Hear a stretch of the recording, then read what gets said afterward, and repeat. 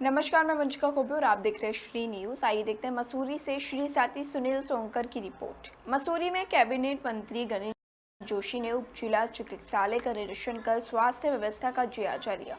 इस दौरान उन्होंने मरीजों से मुलाकात कर बेहतर इलाज का भरोसा दिलाया। देहरादून के सहयोगी से अस्पताल को मेडिकल उपकरण और मेडिकल किट भी उपलब्ध कराई गई।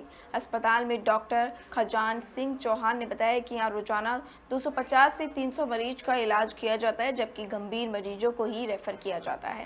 उन्होंने स्टाफ की कमी का मुद्दा भी उठाया। मंत्री गणेश जोशी ने कहा है कि मसूरी में स्वास्थ्य सुविधा का लगातार विस्तार किया जा रहा है। जल्दी अस्पताल में डायलिसिस यूनिट शुरू की जाएगी और भविष्य में आईसीयू सुविधा भी विकसित की जाएगी। उन्होंने कहा है कि सरकार स्वास्थ्य सेवा को मजबूत कराने के लिए लगातार काम कर रही है। ये मसूरी का जो हॉस्पिटल अब उप जिला चिकित्सालय बन गया है, ये सिर्फ मसूरी नहीं, अगल बगल के थत्यूर नैनबाग तक के लोग यहाँ पर इलाज के लिए आते हैं। आज मैंने नेशनल में पाया, जैसे मुझे बताया गया, एवरेज 400-500 की यूपीडी यहाँ पर हो रही है। लगभग 40-45 अल्ट्रासाउंड पर डे यहाँ पर हो रहे हैं। 30-40 एक्सरे पर डे यहाँ पर हो रहे हैं। आज UNGC के माध्यम से कुछ इक्विपमेंट्स जो सर्जरी के लिए बहुत आवश्यक थे, वह हमने हॉस्पिटल को यहाँ पर दिए हैं, क्योंकि ये हॉस्पिटल, मैंने कहा, उप जिला चिकित्सालय बन चुका है और लोगों की विश्वास इस हॉस्पिटल पर है।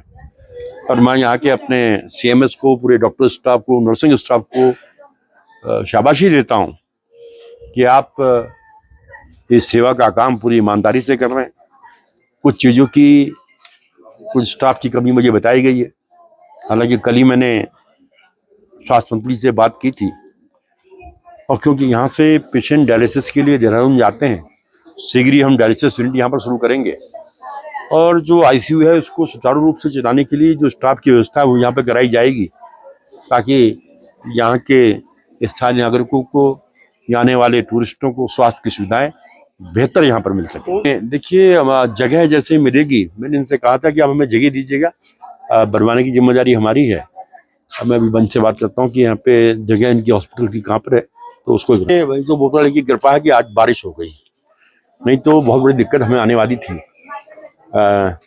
लेकिन सरकार उसके लिए तैयार थी। अगर कहीं सूखे की स्थिति थी तो सरकार किसानों के साथ खड़ी है, और किसानों का हित हमारी पहली प्राथमिकता है। किसान हमारा अन्नदाता है, और अभी हमारा खेत बचाओ अभियान चल रहा है जो कल समाप्त होगा, और उसके भी बड़े पॉजिटिव रिजल्ट यहाँ पर आए हैं, क्योंकि हमारे पहाड़ में तो ऐसी खेती नहीं होती है।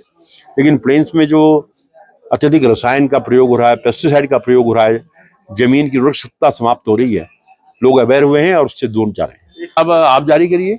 जो देखिए, पत्रकारिता का मतलब है सच्चाई सामने आनी चाहिए, तभी लोगों का पत्रकारिता पर विश्वास होगा। तो मैं चाहूंगा कि आप जो सच्चाई यहाँ की है, मैं सिर्फ ये नहीं कि मैं आ गया तो आपने कर दिया। अब आप रोज आकर देखिए, हो सकता है ये फर्जी रजिस्टर भर रहे हो, कल जो 60 दिखाएं, तो आप चेक करिए और जनता के सामने सच्चाई को लाइए। जिस दिन चुनाव जीतते हैं, अगले चुनाव के लिए तैयार रहते हैं। पर आप ही के लोग आपका खड़े हैं आपके सामने। अरे भाई, आप भी खड़े हो जाओ, उसमें क्या दिक्कत आ रही है?